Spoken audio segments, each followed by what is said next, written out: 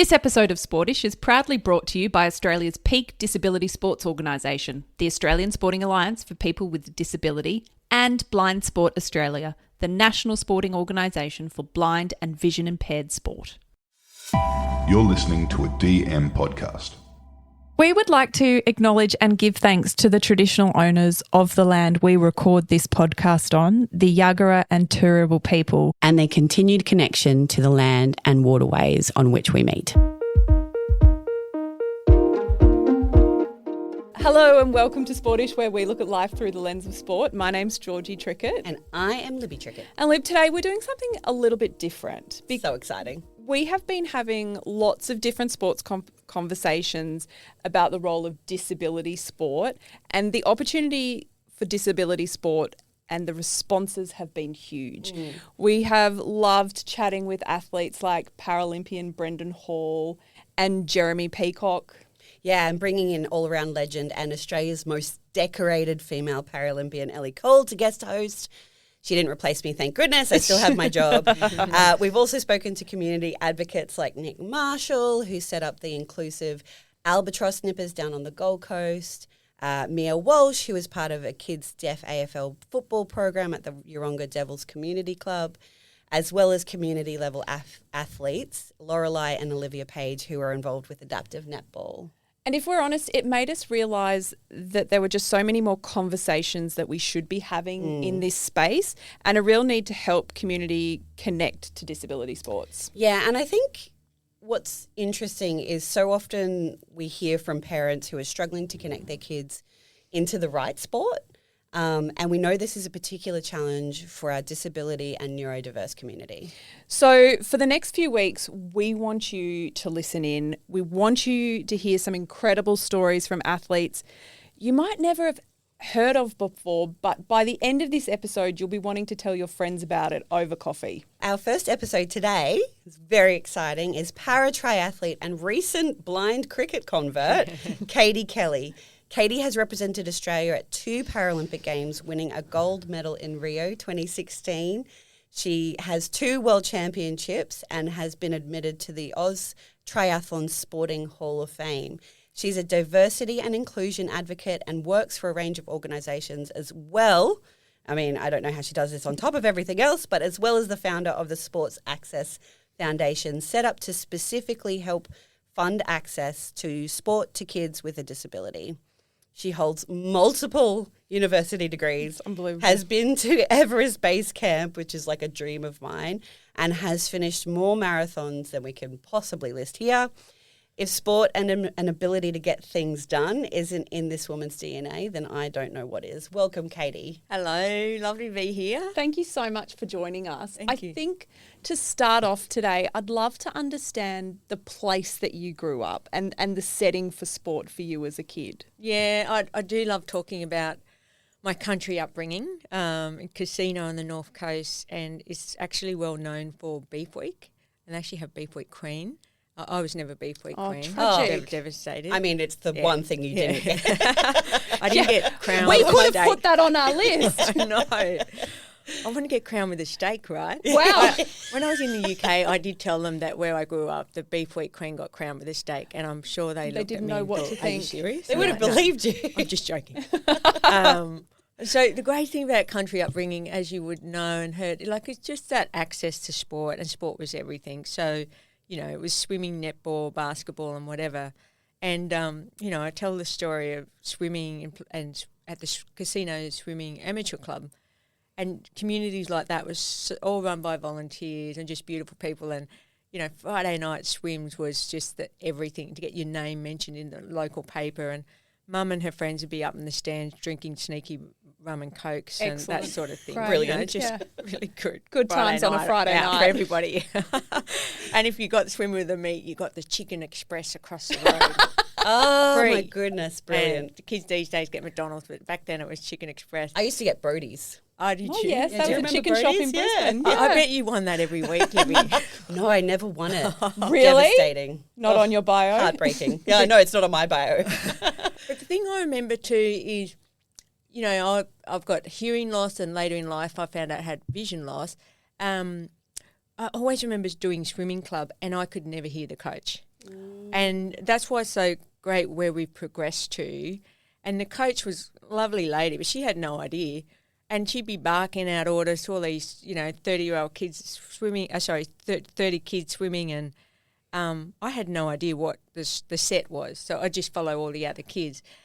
But there was never those conversations of, look, Katie can't hear, and I'd just be going to my mate Joe, what are we doing? Just follow me, you'll be right, sort of thing.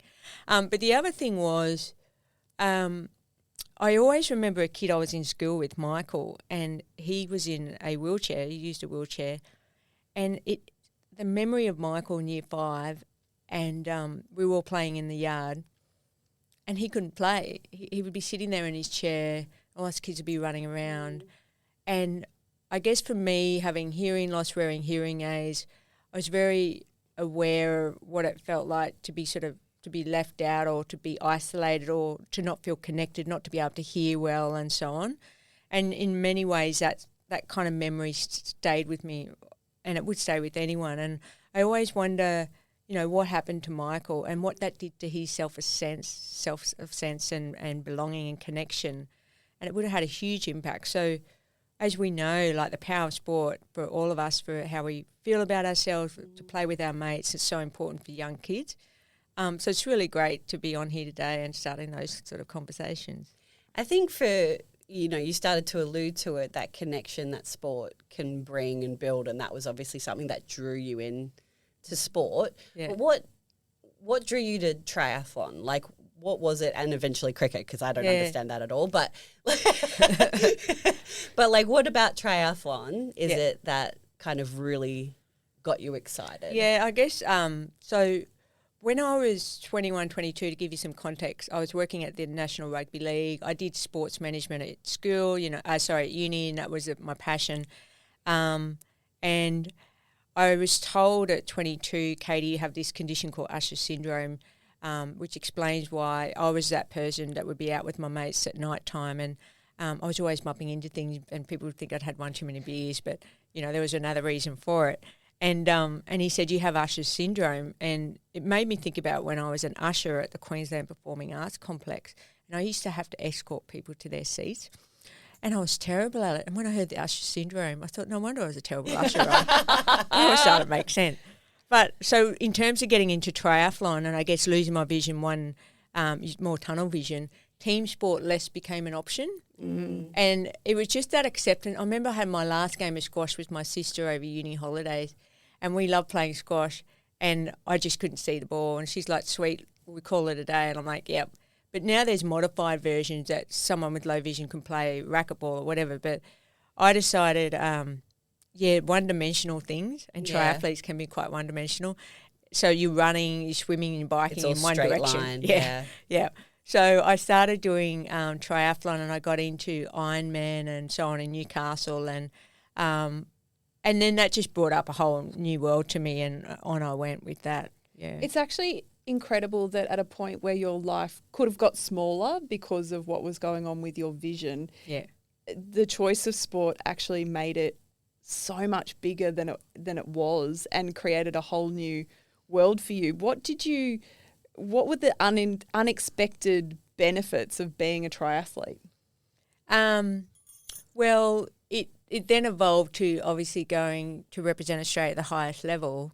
But I guess I just want to make the point, when I found out I had Usher syndrome, in my mind there was nothing about this condition that was going to change the way I live and the way that people would perceive me. I'm still Katie. I'm still that person that has ambitions for a career, for travel, etc. So... and I had the thought as a 23-year-old, remember when you were 23, that life's on your doorstep and possibilities, that nothing changes for me, but I was interested in, would the world accommodate for someone like me who's losing their eyesight and hearing? What did that look like for me in a career perspective, in a sport perspective? And from a career perspective, I remember meeting a guy, Bernie Cohen, who had hearing aids. He worked for Channel 7, and thinking, wow, people with hearing aids do make it. Oh. So when I talk about visibility and role modelling, that's what it is, because for me, working at the NRL, I thought, if he can make it, I can make it in a commercial world. Yep. So in terms of triathlon, which is what I love about the movement of Paralympics, I always hid my disability, and there was a certain shame to it because that's how I grew up. No one talked about disability. The person who had intellectual impairment in my country town, it was like this shame. I'll never forget meeting people like Danny DeToro for the first time and being part of the Paralympic team and meeting people like Ellie Cole. Suddenly disability doesn't matter. We're all literally taking the piss out of each other, deadpan, sarcastic kind of humour. But it's also, there's a sense of realness about it, and then there's this sense of, and they talked about it in Paris, wonderful athletes like Jared Clifford, the need to, the privilege you have as being part of that team and taking that back home to improve lives for others. And so with the Paralympics and triathlon, I felt empowered more to talk about my disability. I'm in a workplace job where we talk about inclusion all the time.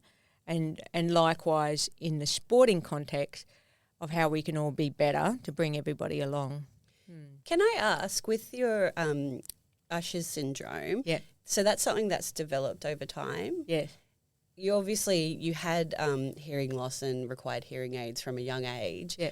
But what has it been like to kind of progressively lose your vision and kind of come to an acquired disability? Oh, it's people always say good question, but I really appreciate you asking it because often we think about disability, is so diverse. Yeah. And even Ellie sort of said, I don't know.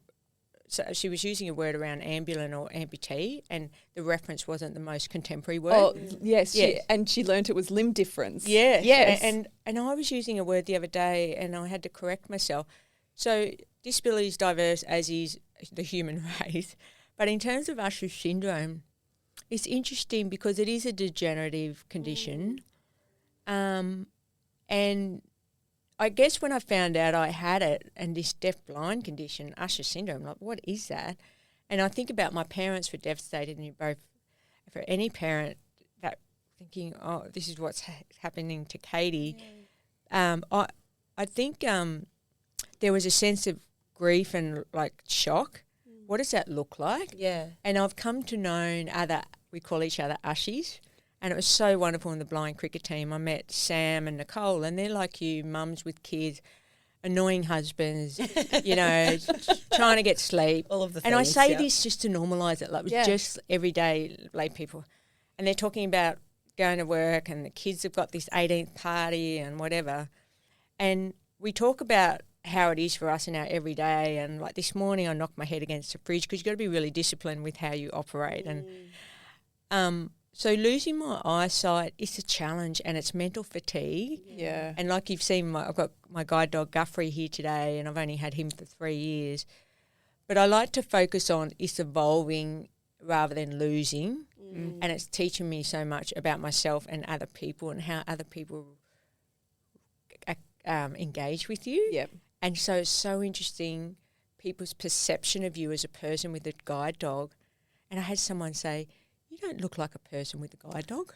And I'm like, well, what does a person with a guide dog look like? Exactly right. Yeah. Exactly right. What are you meant to look like? So I guess with having Usher syndrome, like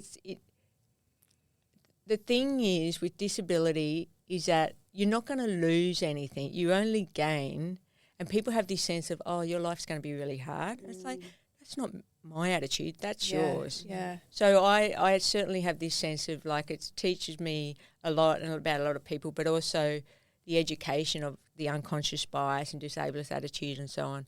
It's fascinating, and I hope you don't mind me asking that Not at question all. because I think it's interesting, but also something that able-bodied people might feel uncomfortable in asking to and like even other understand more people- about you. Yeah, and I've met some, as you do in the sports game, and you meet high-profile media personalities, and I can tell they're just not sure because they see me and they go, so what can you see? And like people see me with a guide dog, don't see me with a guide dog.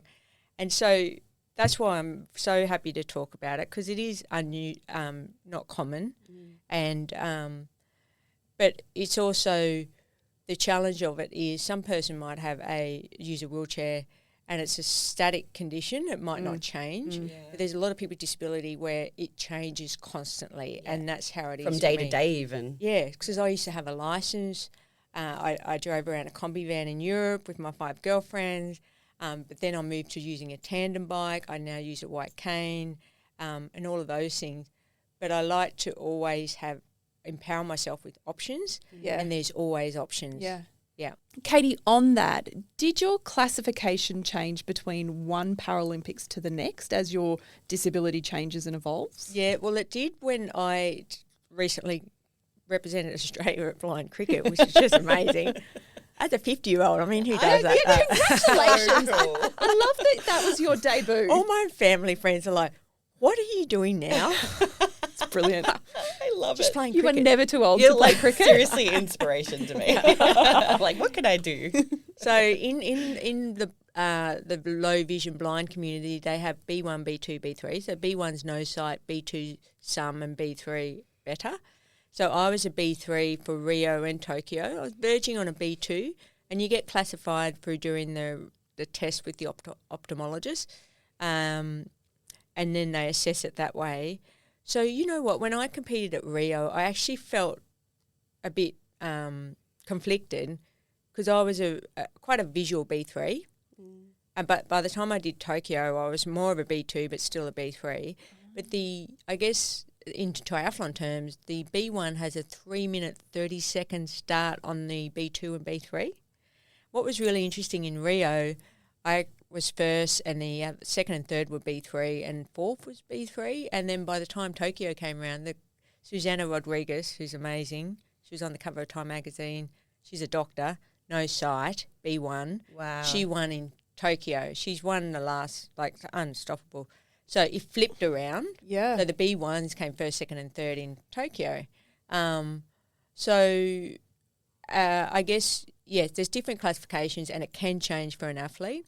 And that's why when they had those conversations and documentary recently on ABC about athletes and all of that, I think they just need to be really sensitive. You don't know the circumstances. And if someone wants to take a pathway of not disclosing a certain truth, just be careful how you report that because there's a lot more to it than you may not be aware and other complexities or whatever that they might have. But then going to the blind cricket, so this is 3 years after I've retired and I had the test done again and I'm now a B2.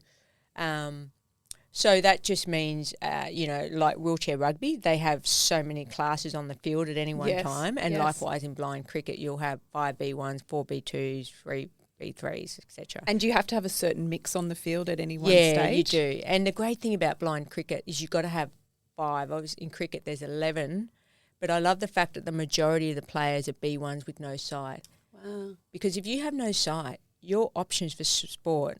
Oh, so limited. Yes. And I'll quickly tell you about Nikki from Bunbury, and she was my roomie. She has no sight. Nikki's about 50, and she's a real country girl. She loves John Williamson, right? So you're getting a sense of Nikki. I love that that's the benchmark for country. Yeah. Well, and then Proper country.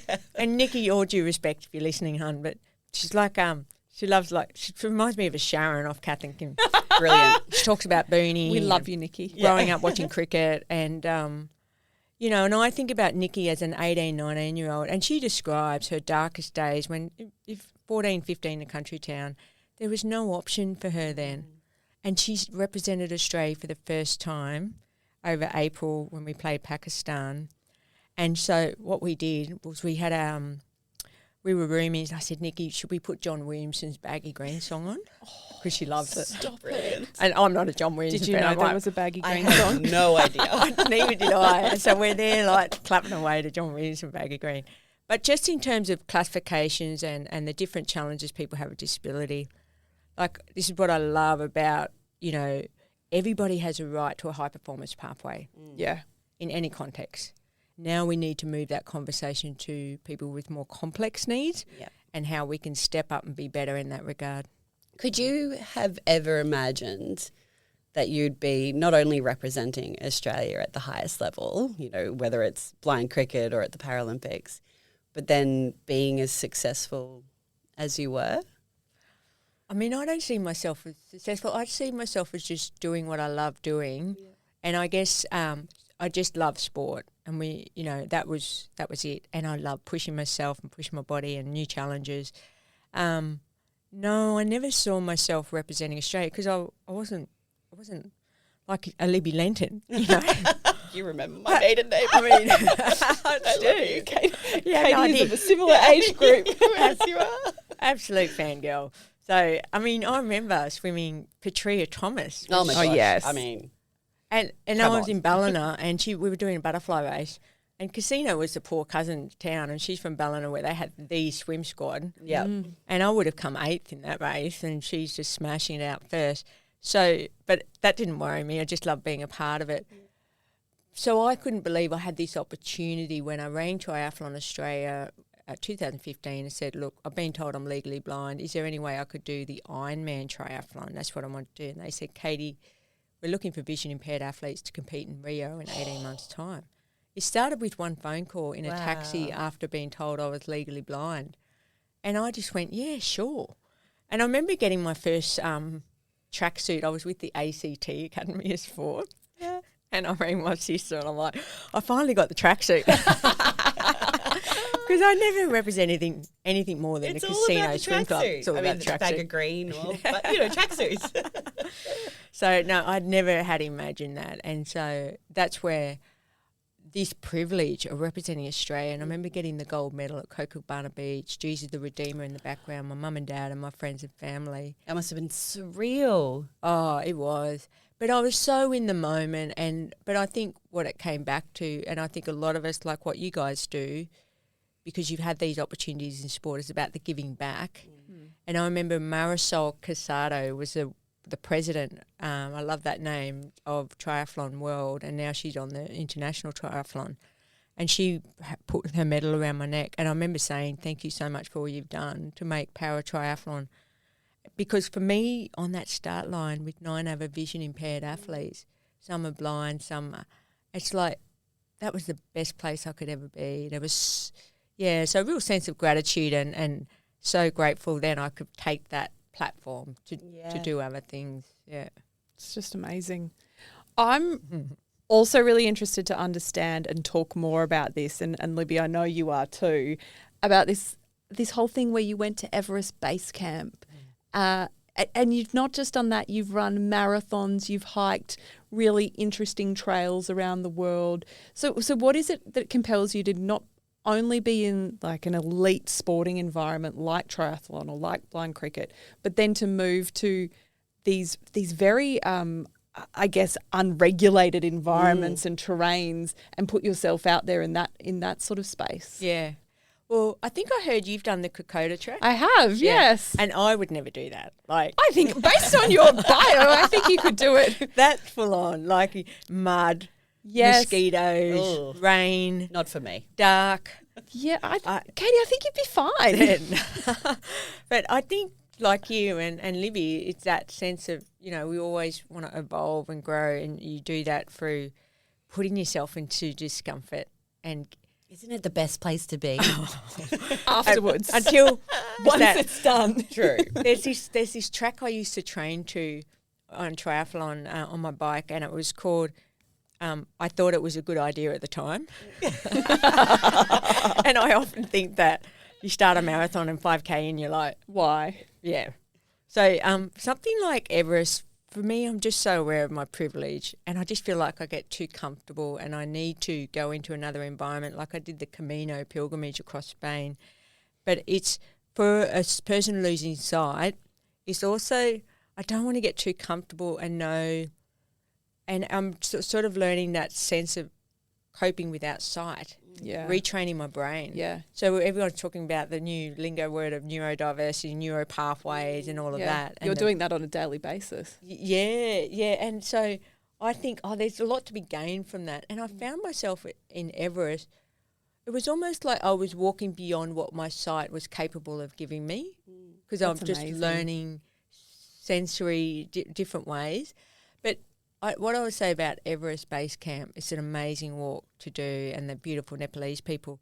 On the way down, that was harder for me, and we stopped to get a drink, and there was this young girl there that looked 12, 13, carrying a huge pack with an older man, and my first instinct was like, is she safe?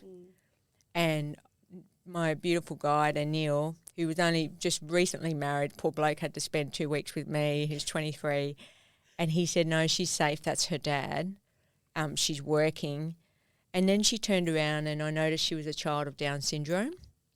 And my heart just sort of went to my throat because, you know, we talk about people who could be more vulnerable and poor and in really tough circumstances. But the thing was she was working. Yeah. She was part of the productivity of that everyday life and she was safe. And it was just, that was the moment for me to see a young girl with disability that was living her best life in those circumstances. And I just walked away crying. It's definitely about, you know, more growth and opportunities. I would never have met her otherwise. You know, that's what you're always seeking. Yes. Yeah. New experiences. Oh, incredible. Katie, if there are people in the community who are listening to this chat, want to access blind sports or deaf sports that are in Australia, where's the best place for them to start? Yeah. And it's not always easy depending on where you live and what's around. But I think for parents it is a challenge because they start one phone call with the local swim club and, you know, they might just get a new starter who has no idea about, and they say, oh, my son's neurodiverse and so he'll need a bit one-on-one, and the person's like, well, we don't really do that. You know, I've had a call like that and you think, so, and they can spend a lot of time ringing around, but I think if you start with a national organisation and there tend to be more resources, and a recently formed alliance is the Australian Sporting Alliance People with Disability, which you guys are doing some conversations on, and they have 55,000 members across 5, 6, 7, 8 different disability sport organisations, so Transplant Australia, Deaf Sports Australia, Blind Sports Australia, Riding for the Disabled, Special Olympics, Bok Cheer Australia, Disability Sports Australia. And I think what they're really trying to achieve with that is more efficiency in how the disability organisations work to share resources so that then we can utilise funds and knowledge and insight better. But, if you have a child who's low hearing, who low vision, neurodiverse, etc., I think organisations like that are a really great starting point. And then you kind of, you know, as you know, branch out from there in terms of if you're living more in New South Wales or Gladstone in Queensland, and finding that inclusive club. And we know clubs are getting so much better and having inclusive champions, more education. And I think it comes down to clubs really understanding what the parent is after, being curious and being just willing to make even just small modifications. It might not be much. Because I found with the blind cricket, I just wanted to play cricket, and I ran the local cricket club. And my girlfriend said, yeah, you should play cricket. It's really fun. We play in Melbourne. Then we have a few wines afterwards. And I'm like, yeah, that sounds good. It's my kind of sport. But then I kind of made some calls, and I really can't play over ball. And, you know, and so someone suggested blind cricket, and Queensland has an association. But the thing with that, I need to travel 150k up the road. How do I get there? It's a $160 Uber. So when we talk about barriers, they're the barriers. Yeah. But if my local cricket club said, look, we do have a women's comp, you know, let's have a conversation of how we can modify that when you play. But it's also important not to make it about me. It's about the club being inclusive. Yes. You never say, oh, we're going to play to these rules because young Johnny's here and he's got no side. It's about we're going to play modified rules. It's good for all of us to learn. Yeah. We're going to use a white ball and bowl underarm today. Yeah. And maybe later you figure out it's Johnny here's got low vision. So that's where, it can be a challenge to find a club that's accessible and it can be modified to whatever your needs might be. But certainly there are these specialised disability groups, sporting groups that are a good starting point. Yeah, I think that's a really important point because we know that there are these amazing pockets out there where there's great modified, great sort of environments for kids to be playing sport, but you almost have to know someone to find them, and it can be a really challenging experience for parents who are already dealing with, you know, health systems and school systems. Learning all new things. And learning lots of different things to then navigate a sports system as well. So to have these peak bodies like the deaf sports and blind sports. To be able to go to them and use them is so important. And absolutely worth picking up the phone and having a chat to them. Yeah, and there's power in inclusion and integration. We need to do that. Australia is so geographically spread. Yeah. Not a big population. So we need that because it's not always possible. But there's also the power in being able to, for me to join my Aussie blind cricket team and have the conversation to do all the Paralympics, because we all you just need time out from your disability and with people who understand what that's like. Yes. So I think we just get that model right on both levels. But certainly, it's hard for parents. And the classification doesn't need to apply at grassroots level. It's just about all abilities and modification. Yeah. I think about my mum who's had a stroke and uses a frame and still wants to play or she wouldn't do basketball or anything like that now. But it's the inclusion piece, and as you know, modified sports benefits everyone at different life stages. Yes. And it helps with that participation piece from, grassroots starting out all the way through to someone like your mum. Yeah.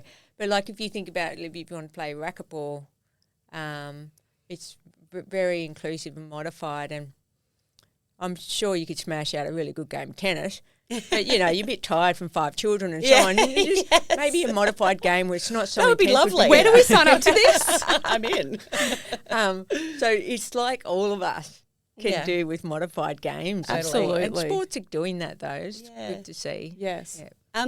Katie, you're the founder and director of the Sports Access Fund, and it's a charity that you established in 2017 to provide sports grants for young Australians with disability. Yeah. What kind of drove you to create this organisation, and who has actually benefited from the grants that you've provided? Yeah, thank you. It was the telling point, like I talked about Michael. I think about kids like that. If he wanted to do wheelchair basketball and he had that old classic chair, so it's about that equipment, those sorts of barriers.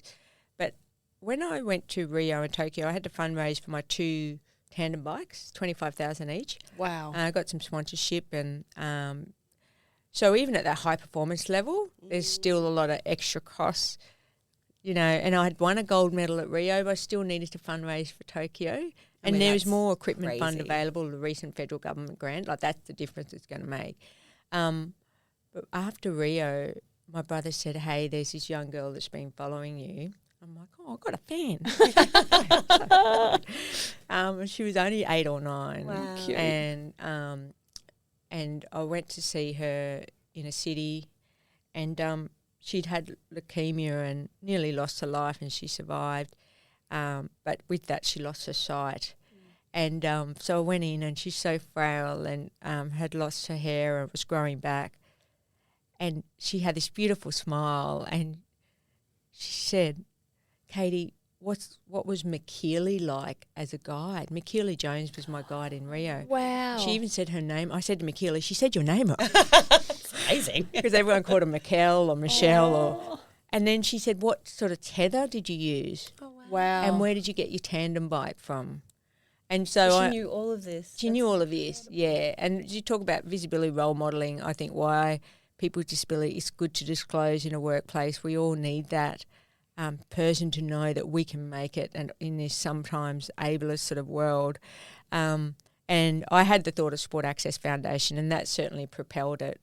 So I established it Australia Day that few months after that. But one of the great stories I like to share is our first recipient was Cole Pierce. Oh, stop it.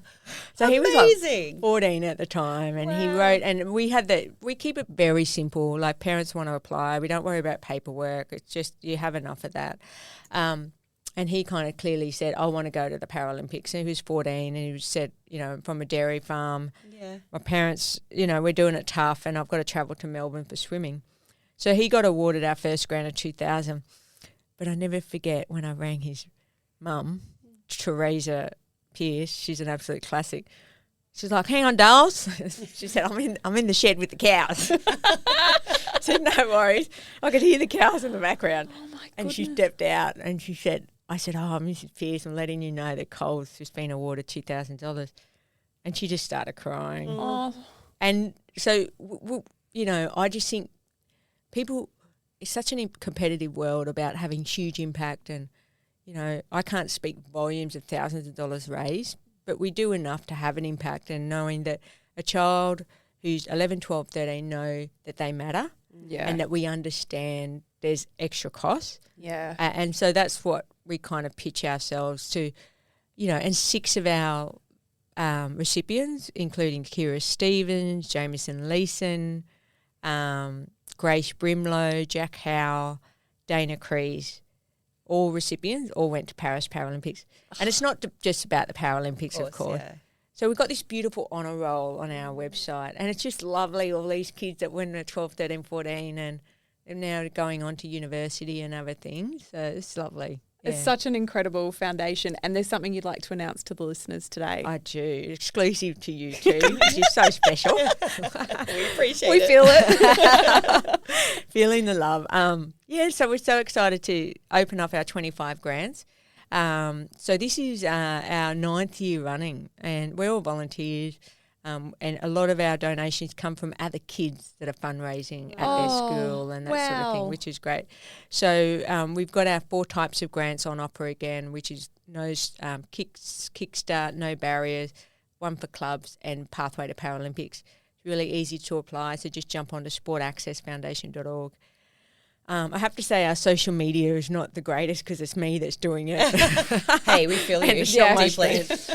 But if there's any volunteers out there that love social media and want to get on board, reach out. So, they're open. They'll be open for about 6 weeks, and certainly any donors and people that want to get on board, because unfortunately we can't meet all the applicants every year, but we'd love to get to that point. So thank you. It's good to share that exclusive on Sports today. We feel very special. Yeah, that's incredible, Katie. It's just been so lovely to chat to you and learn more about your story and understand more about disability and your experiences, and obviously your experience in Paralympics and blind cricket. It's been such a privilege, and to learn more about the Sport Access Foundation. It's just wonderful. Thank you.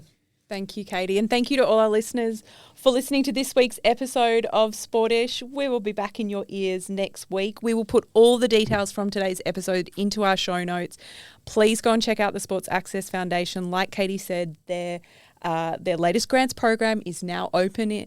If you know someone in your community, Send it to them. Send it to them. Let them know. Let your club know. Speak to your community about this program. Check out the social media that Katie does. I love to do. Check out Katie's social media. Give us some advice on where to go with it. We will also be putting it up on our socials as well. And we'll see you again soon. Bye.